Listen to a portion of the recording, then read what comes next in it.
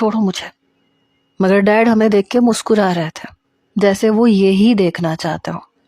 وہ مزید بولا، انکل آپ فکر نہ کریں، آرزو میری ذمہ داری ہے۔ اور اس نے مجھے مزید اپنے قریب کر لیا۔ میں چاہ کے بھی خود کو چھڑوا نہیں پا رہی تھی۔ اس کی گرفت مضبوط تھی، اور سب سے عجیب بات، اس کی سانسیں میرے کانوں کے بہت قریب محسوس ہو رہی تھیں، جو مجھے اور بے چین کر رہی تھیں۔ میرے لیے یہ سب کچھ نیا تھا، بہت نیا۔ پلیز مجھے چھوڑو، میں نے چینج کرنا ہے، میں نے بمشکل کہا۔ اس نے چھوڑ دیا۔ میں تیزی سے کمرے میں آئی۔ غصے سے میرا چہرہ سرخ ہو چکا تھا۔ پرس بیڈ پہ پھینکا اور خود ہی سے بڑبڑانے لگی، یہ اپنے آپ کو سمجھتا کیا ہے؟ کچھ دیر کے بعد میں نے اسے بلایا۔ وہ آیا تو میں نے فوراً دروازہ بند کیا اور اس کا گریبان پکڑ لیا۔ یہ کیا حرکت کی تھی تم نے باہر؟ میں نے کہا تھا نا مجھ سے فاصلے پہ رہنا۔ میں غصے سے کانپ رہی تھی اور وہ بالکل پرسکون کھڑا تھا جیسے اسے کوئی فرق ہی نہ پڑا ہو۔ تم نے کہا تھا کہ تمہارے والد کے سامنے ایک اچھے شوہر کی اداکاری کرنی ہے، اس نے آہستہ سے کہا، اور اچھا شوہر اپنی بیوی کے ساتھ ایسا ہی ہوتا ہے۔ میں ایک لمحے کو چپ ہو گئی۔ اس کی بات میں وزن تھا اور یہی بات مجھے مزید غصہ دلا رہی تھی۔ ٹھیک ہے، لیکن آئندہ مجھے اپنے ساتھ لگانے کی کوشش مت کرنا، میں نے سختی سے کہا۔ وہ ذرا سا مسکرایا۔ تو پھر کیا کروں؟ میاں بیوی تو قریب ہی ہوتے ہیں نا، تم خود بتا دو کتنا قریب آؤں؟ اس کے سوال پہ میں جھنجھلا گئی، نظریں جھکا لیں۔ ہاتھ پکڑ لیا کرو، میں نے بمشکل کہا اور پھر فوراً اضافہ کیا، لیکن اس سے زیادہ کچھ نہیں۔ وہ کچھ نہیں بولا، مگر اس کی آنکھوں میں ایک عجیب سی چمک تھی جو مجھے سمجھ میں نہیں آئی۔ کھانے کے وقت میں ہمیشہ کی طرح ڈیڈ کے ساتھ بیٹھنے لگی تو اس نے کرسی کھینچ کے کہا، ادھر آؤ، میرے پاس بیٹھو۔ میں نے اسے گھورا مگر کچھ کہہ نہ سکی۔ وہ مسکرا رہا تھا جیسے اسے بڑا مزہ آ رہا ہو۔ انکل آپ کی بیٹی بہت شرمیلی ہے، اس نے ہنستے ہوئے کہا، اور ڈیڈ بھی ہنس پڑے اور پھر ہنی مون کی باتیں کرنے لگے۔ میں فوراً بولی، نہیں بابا ابھی نہیں جا سکتے، مگر اس نے پلیٹ میں چاول ڈالتے ہوئے کہا، ہنی مون تو شادی کے فوراً بعد ہی ہوتا ہے مسز، بعد میں کہاں ٹائم ملتا ہے۔ اور میں اندر ہی اندر جلتی رہ گئی، کیونکہ پہلی بار مجھے محسوس ہو رہا تھا کہ شاید یہ معاہدہ اب صرف معاہدہ نہیں رہنے والا۔ میں اس کی بات سن کے اندر ہی اندر جل اٹھی تھی۔ بعد میں پھر تم بچوں میں بیزی ہو جاؤ گی، کسی کا ڈائپر بدلنا ہے، کسی کو فیڈر دینا ہے، کسی کو کھانا کھلانا ہے، گن چکر بن کے رہ جاؤ گی۔ اس کے یہ جملے میرے بلڈ پریشر کو آسمان پہ پہنچانے کے لیے کافی تھے۔ میں نے سختی سے چمچ پلیٹ میں رکھا، مگر اس سے پہلے کہ میں کچھ کہتی، ڈیڈ نے ایک گہری نظر دیکھ کر سانس لے کر کہا، میری تو بڑی خواہش ہے کہ جلد سے جلد اپنے نواسے نواسیوں کو اپنی گود میں بٹھا کے کھلاؤں، اس گھر کا سونا پن ختم ہو جائے۔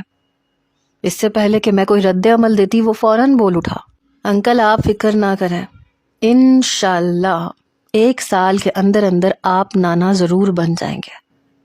اس کی بات سنتے ہی میرے حلق میں چاول بری طرح سے پھنس گیا اور مجھے زور کا کھانسی کا دورہ پڑا۔ وہ فوراً ایکٹیو ہو گیا۔ پہلے اس نے میری کمر تھپ تھپائی اور پھر اس کا ہاتھ آہستہ آہستہ میری کمر پہ حرکت کرنے لگا۔ میں بری طرح سے کسمس آئی۔ اس کی انگلیوں کا وہ نرم مگر مسلسل لمس مجھے عجیب سی کیفیت میں مبتلا کر رہا تھا۔ اس نے مجھے پانی دیا۔ کیا ہوا تمہیں؟ آرام سے کھایا کرو نا، اپنی پرواہ نہیں کرتی تم۔ اس کا لہجہ ہمدردی بھرا تھا، مگر اس کے ہاتھ کی حرکت وہ جان بوجھ کے کی تھی، اور میں یہ بات بخوبی سمجھ رہی تھی۔ میرا دل تیزی سے دھڑکنے لگا، سانسیں بے ترتیب ہو رہی تھیں۔ پلیز ہاتھ ہٹاؤ، میں بمشکل کہہ پائی۔ میرے اندر کچھ ایسا ہو رہا تھا جو میرے کنٹرول سے باہر تھا۔ وہ فوراً سے بولا، آپ ٹھیک ہو نا؟ Are you okay? جیسے واقعی فکر ہو اسے، مگر میں جانتی تھی وہ کھیل رہا ہے میرے ساتھ۔ ہاں میں ٹھیک ہوں، میں نے مشکل سے کہا۔ ڈیڈ نے بات آگے بڑھائی، میں تو سوچ رہا ہوں آرزو، تم سب کچھ آذر کے حوالے کر دو، تم گھر میں رہا کرو، میں اکیلا بور ہو جاتا ہوں۔ میں نے فوراً سے جواب دیا، نہیں بابا مجھے کام کرنا پسند ہے، یہ میرا پیشن ہے، میں یہ نہیں چھوڑ سکتی۔ ڈیڈ نے پھر کہا، یہ سب وقتی ہے، اللہ جلد ہی تمہیں اولاد دے گا، پھر کہاں وقت ملے گا تمہیں آفس جانے کا۔ وہ فوراً سے بولا، بالکل انکل، آپ ابھی اسے اپنا شوق پورا کرنے دیں، جیسے ہی بچے آئیں گے اسے فرصت ہی نہیں ملے گی۔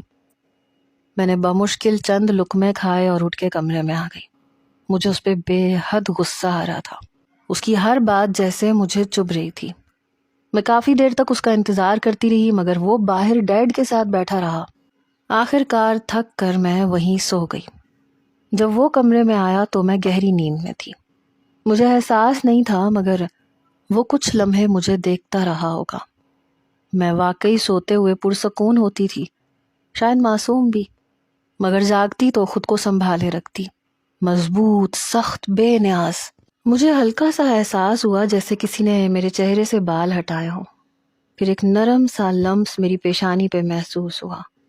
میں ذرا سا ہلی تو وہ فوراً ہٹ گیا، مگر میں دوبارہ نیند میں ڈوب گئی۔ اگلے دن ہم ایک نئے پروجیکٹ کے لیے سائٹ پہ گئے، شہر سے کافی دور۔ واپسی پہ میں نے چابی اس کی طرف اچھالی۔ ڈرائیو تم کرو، میرے کندھوں میں بہت درد ہے۔ میں فرنٹ سیٹ پہ بیٹھ گئی۔ تھوڑی دیر بعد اچانک تیز بارش شروع ہو گئی اور پھر طوفانی بارش۔ آدھا راستہ طے ہوا تھا کہ اس نے گاڑی ایک سنسان سڑک پہ روک دی۔ بار بار اسٹارٹ کرنے کی کوشش کرتا رہا، پھر بولا شاید انجن میں پانی چلا گیا ہے، گاڑی اسٹارٹ نہیں ہو رہی۔ میں فوراً سے بولی اوہ شٹ، میں دیکھتی ہوں، مگر اس نے روک دیا۔ نہیں میں ہوں نا، تم بیٹھو۔ وہ باہر گیا، بونٹ کھولا، جبکہ بعد میں مجھے اندازہ ہوا کہ گاڑی بالکل ٹھیک تھی، اس نے خود سے اسے خراب کیا تھا۔ مشکل ہے کہ یہ اب چلے، اس نے آ کے کہا۔ میں پریشان ہو گئی، تو ہم رات کہاں گزاریں گے؟ یہاں تو کچھ بھی نہیں ہے۔ اس نے دور ایک لائٹ کی طرف اشارہ کیا، شاید وہاں آبادی ہو، ہم وہاں جا سکتے ہیں۔ ہم دونوں بارش میں نکلے، بھیگتے ہوئے، سردی سے کانپتے ہوئے۔ یہ میری زندگی کا پہلا ایسا تجربہ تھا اور میں بری طرح سے کانپ رہی تھی، قدم جیسے ساتھ چھوڑ رہے تھے۔ میں مزید نہیں چل سکتی، میں نے کمزور آواز میں کہا۔ وہ بولا میں کیا کروں، آپ نے ہی تو پابندیاں لگائی ہیں ورنہ میں اٹھا لیتا۔ اس کی بات میرے کانوں میں گونجی مگر میں اتنی کمزور ہو چکی تھی کہ جواب نہ دے سکی۔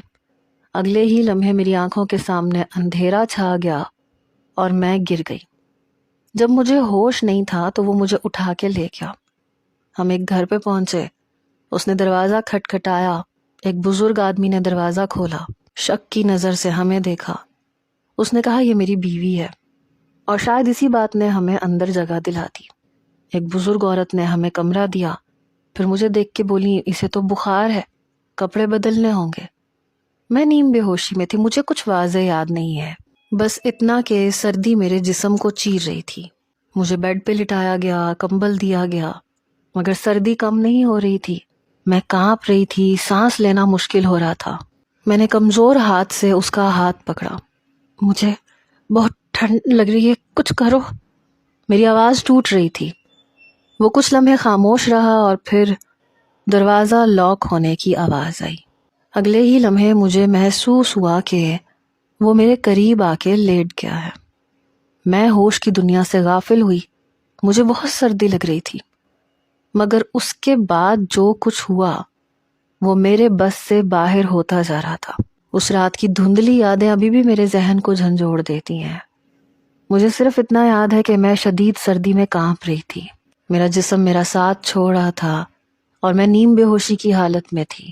اس کے ہاتھ پہلے میری کمر پہ تھے، پھر اس نے میرے ہاتھوں کو تھاما جیسے مجھے گرم کرنے کی کوشش کر رہا ہو، مگر پھر آہستہ آہستہ اس کا انداز بدلتا چلا گیا۔ میں مکمل ہوش میں نہیں تھی اور میرے اندر مزاحمت کی طاقت نہ تھی، بس ایک دھندلا سا احساس تھا کہ وہ میرے بہت قریب ہے، حد سے زیادہ قریب۔ اس کے بعد کی رات میرے لیے ایک دھند بن گئی، جیسے سب کچھ ہوا مگر میں اسے پوری طرح سمجھ نہیں سکی۔ مجھے لگا شاید کوئی خواب ہوگا۔ جب صبح آنکھ کھلی تو سر بھاری تھا، جسم میں عجیب سی تھکن تھی۔ باہر بادل گرجے تو میں ہڑبڑا کے اٹھی۔ میں اٹھ کے کھڑی ہوئی مگر جسم میں عجیب سا بوجھ تھا، ایک انجانا سا احساس جو مجھے بے چین کر رہا تھا۔ کمرے میں اکیلی ہی تھی۔ جب کمرے سے باہر آئی تو وہ سگریٹ پی رہا تھا۔ بارش اب قدرے کم تھی۔ ہم یہاں کب تک پھنسے رہیں گے؟ میری بات سن کے حمزہ نے پلٹ کے میری طرف دیکھا۔ جیسے ہی بارش رکے گی میں گاڑی ٹھیک کرنے کی کوشش کروں گا. پتہ نہیں کیوں لیکن وہ مجھ سے نظریں چرا رہا تھا. کچھ ہی دیر میں جیسے ہی بارش رکی گاڑی حمزہ نے خود ہی ٹھیک کر لی. ہم واپس گھر آ چکے تھے مگر مجھے اپنی طبیعت میں ایک عجیب سا بوجھل پن سا محسوس ہونے لگا تھا. 1 مہینہ یوں ہی گزر گیا. اس دوران حمزہ مجھے پتہ نہیں کیوں بڑی وارفتگی سے دیکھنے لگا تھا. کبھی ٹکٹکی باندھے مجھے دیکھتا. ایک بار میں آفس گئی تو ایک اور جھٹکا میرا انتظار کر رہا تھا. میرے بغیر بھی کمپنی چل رہی تھی بلکہ بہتر چل رہی تھی. لوگ اسے سر کہہ کے بلا رہے تھے. اس کے فیصلے مانے جا رہے تھے. میرے اندر تو جیسے آگ لگ گئی. میں نے اسے اپنے کمرے میں بلایا اور غصے سے کہا تم یہی چاہتے تھے نا. میں چند دن کے لیے کیا گئی, تم نے پورے آفس پہ قبضہ کر لیا. وہ آرام سے بیٹھا مجھے دیکھ رہا تھا جیسے میری باتیں اسے متاثر نہ کر رہی ہوں. میں اپنی محنت سے یہاں پہنچا ہوں اور آپ کے والد نے خود مجھے ذمہ داری دی ہے. اس نے سکون سے کہا. اور اب آپ بھی مجھ سے ٹھیک لہجے میں بات کریں کیونکہ اب میں یہاں کا باس ہوں. اس کی یہ بات میرے لیے ناقابل برداشت تھی. میں غصے میں اٹھی مگر اچانک سر گھومنے لگا. اس سے پہلے کہ میں گرتی اس نے مجھے تھام لیا. خود کو مرد سمجھنا چھوڑ دو, ہو تو تم ایک عورت ہی. اس کا یہ جملہ میرے کانوں میں گونج گیا مگر اس وقت میری حالت واقعی خراب ہو رہی تھی. میں سیدھی واش روم کی طرف بھاگی اور وہیں مجھے الٹی آ گئی. وہ میرے پیچھے آیا. کیا ہوا؟ ڈاکٹر کے پاس چلتے ہیں. میں نے انکار کیا مگر وہ میرا ہاتھ زبردستی پکڑ کے مجھے ہاسپٹل لے گیا. جب ڈاکٹر نے چیک اپ کے بعد مسکرا کے کہا مبارک ہو آپ پریگننٹ ہیں, تو میری تو جیسے دنیا رک گئی. اس کے چہرے پہ خوشی تھی اور میرے اندر صرف غصہ, جھٹکا اور انکار. میں فوراً وہاں سے نکل آئی, کچھ سنے بغیر, کچھ سمجھے بغیر. گھر پہنچ کے میں سیدھے اپنے کمرے میں گئی اور ہر چیز توڑنے لگی. غصہ, بے بسی, نفرت سب ایک ساتھ باہر آ رہا تھا. جب وہ کمرے میں آیا تو میں اس پہ جھپٹی مگر اس نے میرا ہاتھ پکڑ لیے. یہ کیا کر رہی ہو تم؟ اس نے سختی سے کہا. تمہاری ہمت کیسے ہوئی؟ میں چیخی تھی. یہ شادی ایک معاہدہ تھی, تم میرے قریب نہیں آ سکتے تھے اور تم نے. میری آواز لرز گئی. میں اس بچے کو نہیں رکھوں گی. مجھے تم سے بھی نفرت ہے اور اس بچے سے بھی. میرے الفاظ زہر بن کے نکل رہے تھے. اس نے غصے میں آ کے مجھے تھپڑ مارا. ایک لمحے کو سب کچھ ساکت ہو گیا. ہوش میں آؤ, وہ بولا. یہ صرف میرا نہیں ہے, تمہارا بھی بچہ ہے. اس کی آنکھوں میں پہلی بار ایک سنجیدگی تھی. اگر تم نے اسے نقصان پہنچانے کی کوشش کی تو میں تمہیں نہیں چھوڑوں گا. اور میں بار بار ایک ہی سوال کر رہی تھی کہ کیسے, یہ سب کیسے ہوا. وہ قریب آیا. اس کی آواز دھیمی مگر بھاری تھی. تم جانتی ہو کیسے. تم نے خود مجھے مجبور کیا تھا. تم سردی سے کانپ رہی تھی. بس تمہیں ہدت دیتے دیتے میں. یہ کہہ کے وہ چپ ہوا. پھر مجھے دیکھ کے بولا تم نے مجھے مجبور کیا تھا. میں نے نظریں چرا لیں.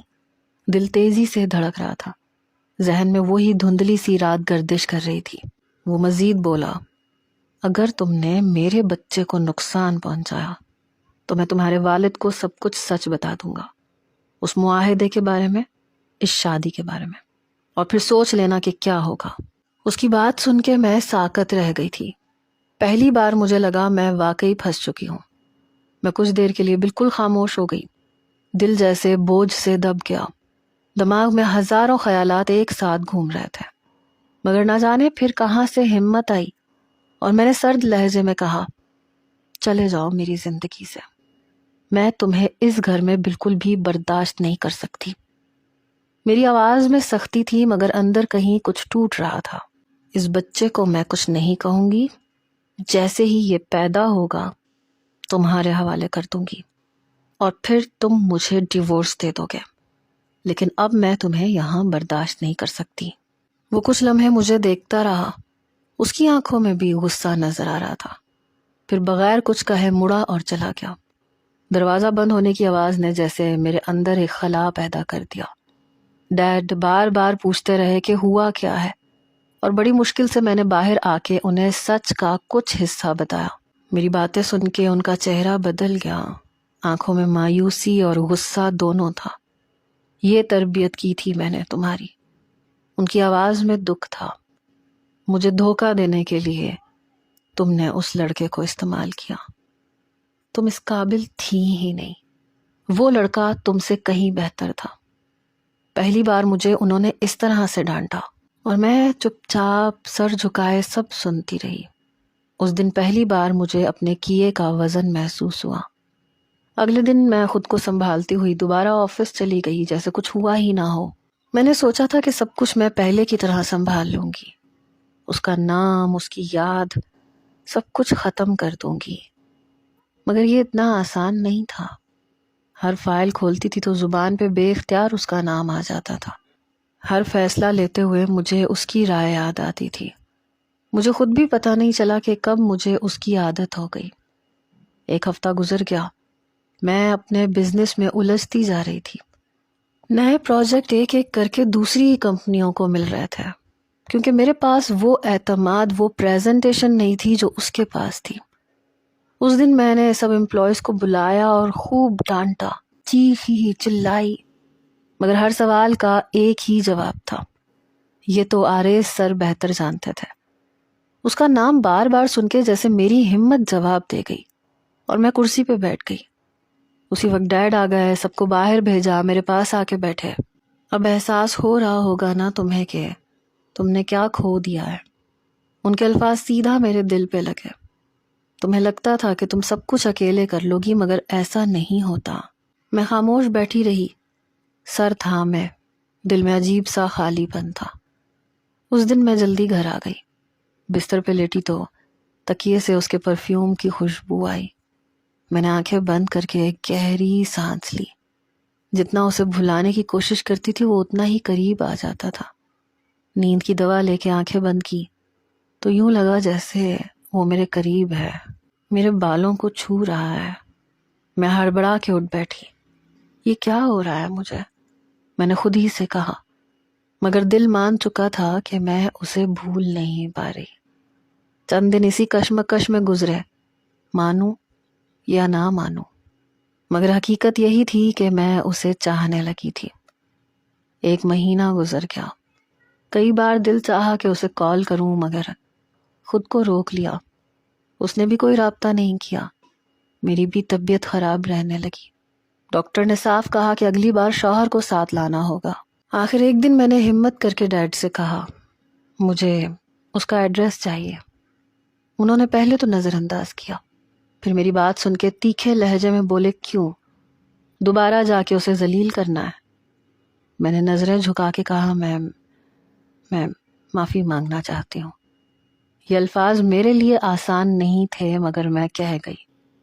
انہوں نے لوکیشن بھیج دی اور میں سیدھی اس کے پاس پہنچ گئی۔ ایک سادہ سا گھر، میرے معیار سے بہت مختلف، مگر اس وقت مجھے اس سے کوئی فرق نہیں پڑا۔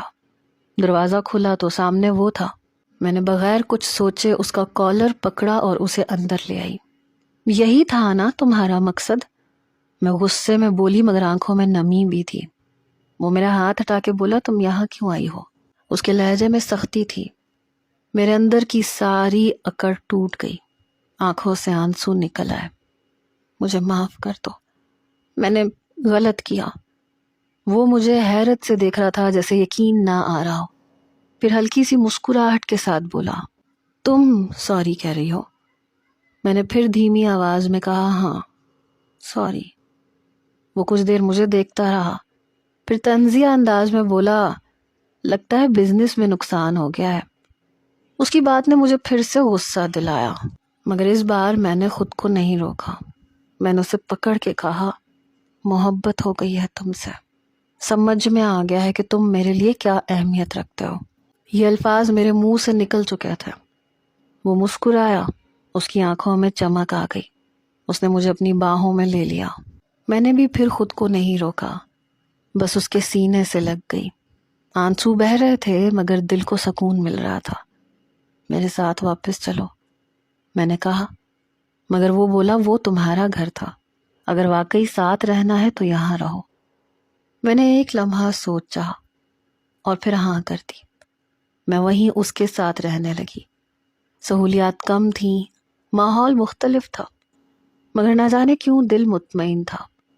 کچھ عرصے کے بعد اس نے خود ہی میرے لیے نیا گھر لے لیا۔ ڈیڈ بھی ہمیں خوش دیکھ کے خوش ہو گئے تھے۔